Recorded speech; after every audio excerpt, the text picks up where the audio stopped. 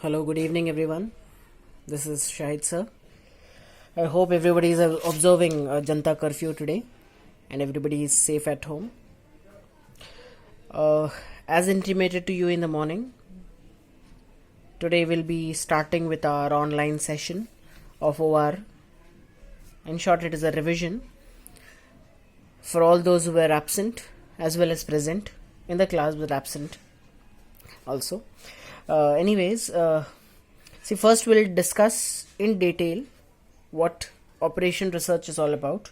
Then we'll move on to LPP, and later we'll be taking few questions of each chapter which you are finding difficult. And after that, after viewing the video, if you have any difficulties relating to the sum, you may directly message on the group. And if you want any of the question to be solved by me, again you can revert in the same group. Okay, first of all, discussing about operations research. Now, operation research is a collection of different quantitative methods which can be used for solving problems in various functional areas such as production, transportation, physical distribution, project management, etc. And as far as LPP is concerned, now it is a very important and major part of your operations research. So, linear programming, it is a technique for determining how to use limited resources of a business to achieve a specified objective such as maximum revenue, maximum profit, that is maximizing, minimum cost or minimizing time, etc. Hence LPP is an optimization technique. Okay, so LPP is an optimization technique. You need to remember these words, these keywords for the objective, for the sake of objective purpose. Okay, now under LPP we have three major aspects or three major chapters, you can say. We have graphical method, formulation, and simplex, which is not at all simplex. It is very complex as we have seen in the lecture. Okay, now today we'll be going with simplex method. I'll take one sum today, and it will be a university problem, and I'll be making the complete video by solving the sum, and I'll forward. And if you have any difficulties with respect to the problem, you can we may discuss in the class. And one more thing, after this video, because see, this video I'm making only for one question as of now, and if you find this good, you may tell me in the group, or else if the video is too fast, you can again, you see, your feedback is important. Okay, so let's start. Now under LPP simplex method, today we are starting with a problem that is asked in Mumbai University paper, April 2018. That's just 2 years back. The problem goes like this. Maximize z equals 3x1 plus 7x2 subject to 2x1 plus 5x2 less than or equal to 20. Then we have x1 plus 2x2 less than or equal to 4. x1 comma x2 is greater than or equal to 0. So this is our question. Okay, now first of all, this is your objective function, right? So objective of the company is to maximize the profit, right? Just rightly as we discussed a few minutes back, LPP is basically, it is determining how to use limited resources of a business to achieve specified objectives such as maximizing the revenue or maximizing the profit. So it is that. Okay, now these are the two constraints, less than or equal to. So we are having limited resources, okay, but we need to maximize our profit. So how do we do that? Using simplex method. First of all, when we start with the solution, what we need to do is, see, in order to balance the problem, first we'll have to add something called slack. We need to add slack variables. Now as far as this question is concerned, since we are having two constraints, right, so we'll be adding two constraints, S1 and S2. So let's go. So first I'm writing the question again. Max z equals 3x1 plus 7x2 subject to 2x1 plus 5x2 plus S1 equals 20. This is the solution. x1 plus 2x2 plus s2 equals to 4. Now what you need to remember is, in the first constraint you will be adding s1, the slack variable number 1. In the second constraint you will be adding s2, that is slack variable number 2. And as far as your objective function is concerned, see, we have added 2 slack variables.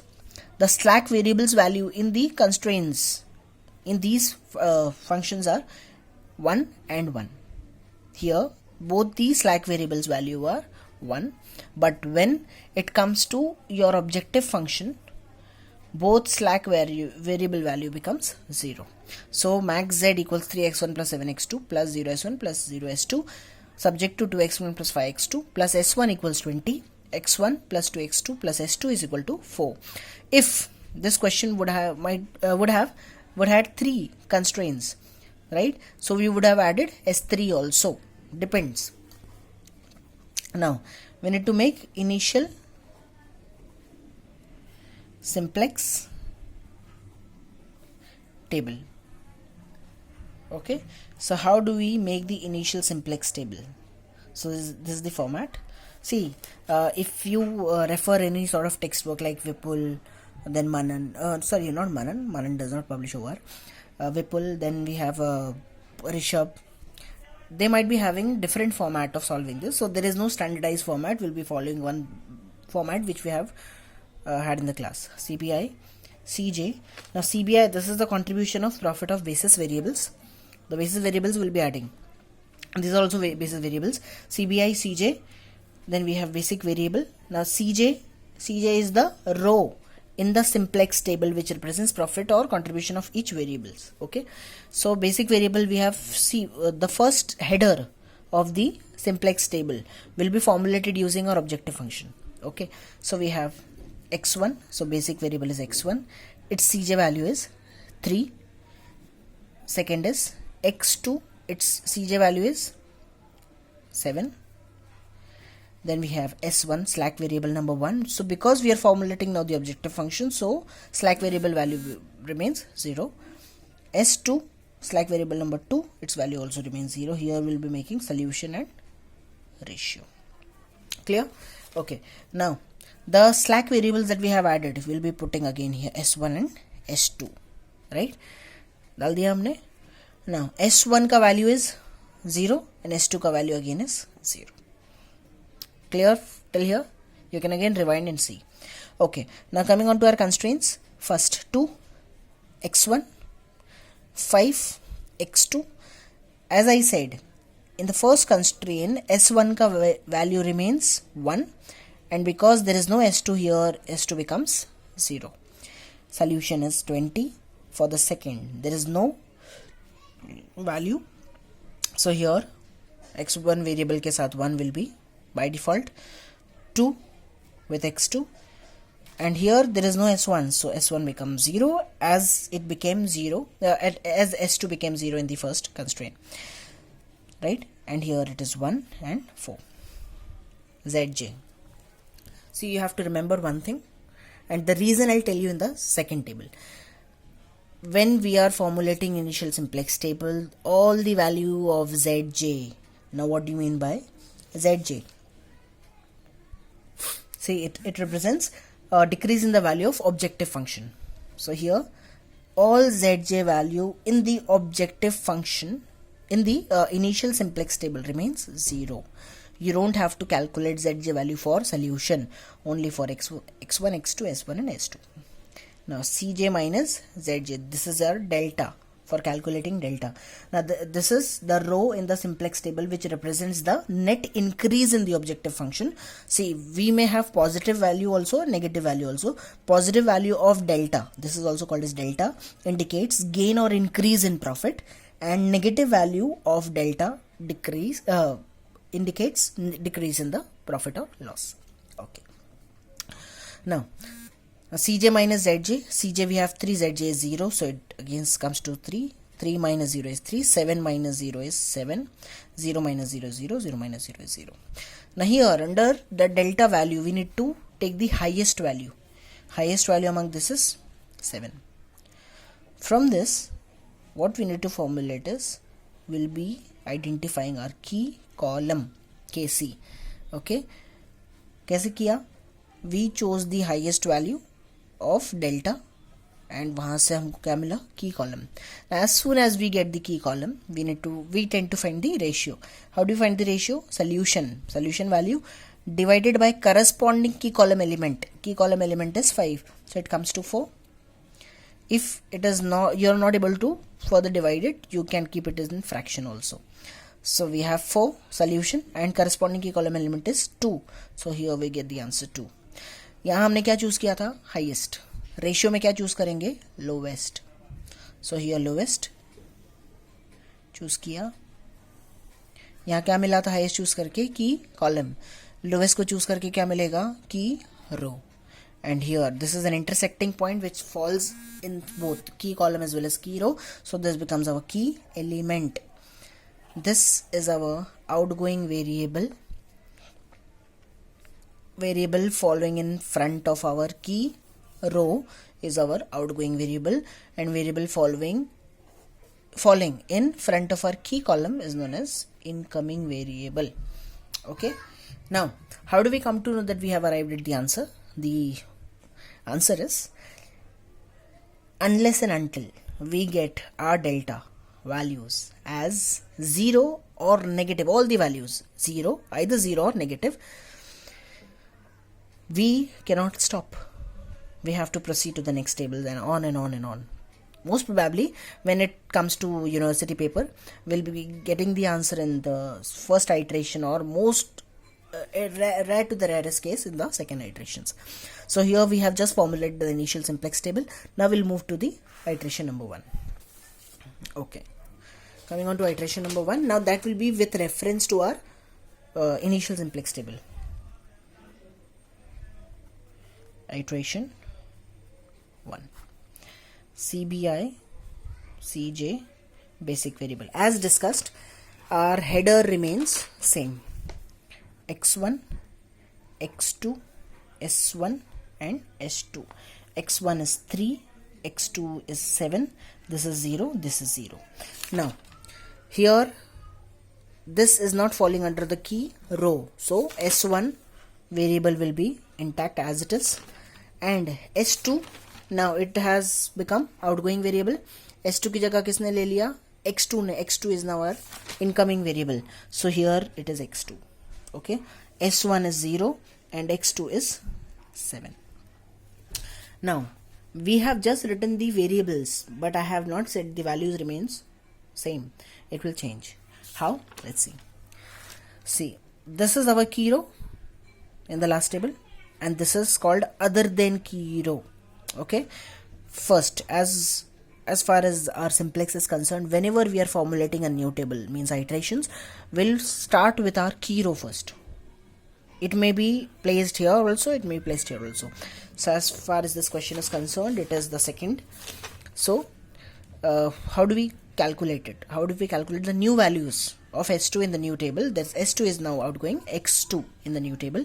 So the answer is, each value of the key row will be divided by the key element to arrive at the new value of this constraint. Okay, now 1 upon 2 will give you 1 by 2. 2 upon 2 will be 1. 0 upon 2 is 0, and 1 upon 2 is 1 by 2. 0 and 1 by 2. We also need to calculate the solution value for this also. So the solution here was 4. 4 upon 2 is 2 again. So here comes 2. Now as far as S1 is concerned, now for S1 थोड़ी मेहनत करनी पड़ेगी. S1 का हमको क्या find करना है अब? New value of S1, right? But how do we find it? There is a specific formula, but we will not we'll not go with the formula, since the formula is a bit confusing. See, ultimately what is important? The end result. We are following all the methodologies, but I am not writing the formula in order not to get you confused. Okay, so S1 का old values first we'll take. S1 का old values is, remember, 2, 5, 1, 0, 20. Okay, 2, 5, 1, 0 and 20. Minus, bracket. Okay, now समझाइए क्या लिखा. Last table में से S1 का old values लिखा. अभी ब्रैकेट हमने डाल दिया, माइनस डाल दिया, माइनस डाल के फिर ब्रैकेट डाला। अब उसके अंदर क्या लिखेंगे, पहला first the new values that we have arrived at, so first is 1/2, 1 0 1/2 and the last is 2 into into into into into. अभी इंटू में क्या जाएगा, see what we are solving, X S1 right. S1 में की element के सामने corresponding value क्या है 5, सो अब यहाँ मल्टीप्लाई करेंगे 5 से, समझा। पहले हमने क्या किया, न्यू वैल्यू जब फाइंड करना था S1 को, और S1 क्या था लास्ट टेबल में, अदर देन की रो।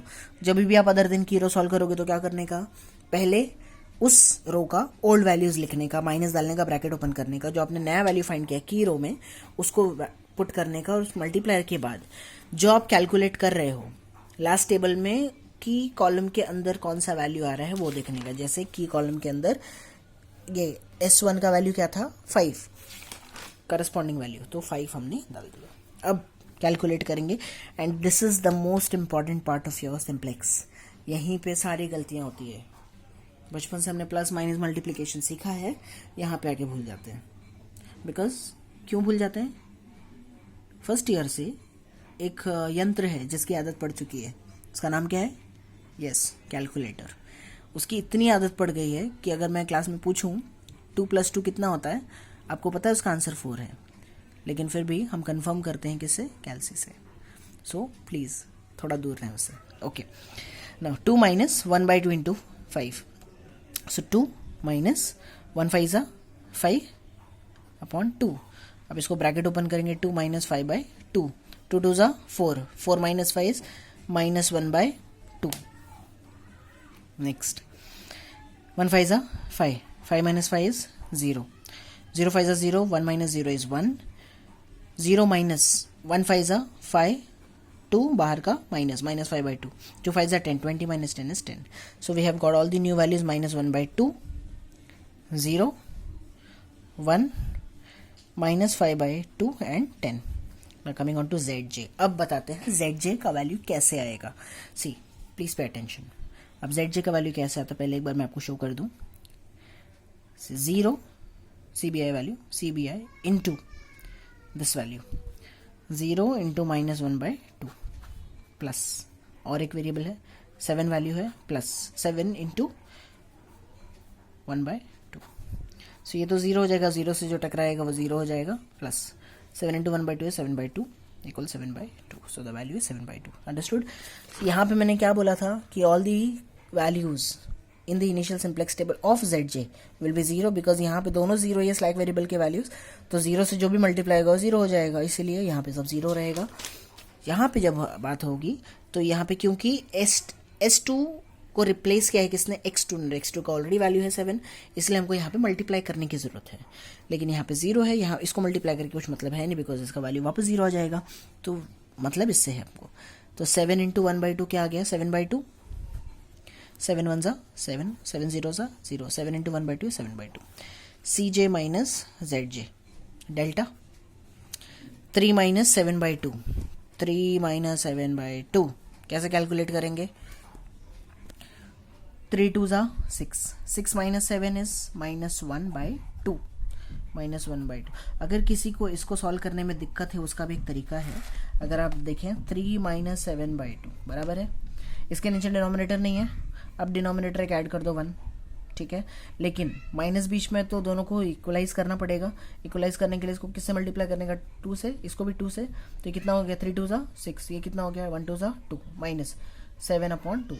अब इक्वलाइज हो गया, 6 - 7 एक ही common factor 2, 6 - 7 is -1/2, same result है। तो आप ऐसा भी कर सकते हैं, 3 2 ज़ा 6, 6 - 7 इज -1/2, ठीक है ना। 7 - 7 is 0, 0 - 0 0, 0 - 7/2 is -7/2। So as I said, जब तक डेल्टा का सारा वैल्यू 0 और नेगेटिव नहीं आ जाता तब तक हम नए आइट्रेशंस बनाते रहेंगे, लेकिन अब ज़रूरत नहीं है क्योंकि we have got all minus and 0 values. अब करना क्या है, वापस हम मेन क्वेश्चन लिख रहे हैं। Objective function max z equals 3x1 + 7x2 equals 3। x1 हमको यहाँ पे हमारे लेटेस्ट आइट्रेशन के अंदर x1 मिला क्या, नहीं मिला, सो x1 का वैल्यू क्या होगा 0, 7। x2 मिला x2 का सोल्यूशन कितना है 2, तो यहाँ पे हम लिखेंगे 2, 3 0 ज़ा 0, 7 2 ज़ा 14, 0 plus 14 is 14, so max z equals 14. That's it. उम्मीद है आपको समझ में आया होगा. Thank you.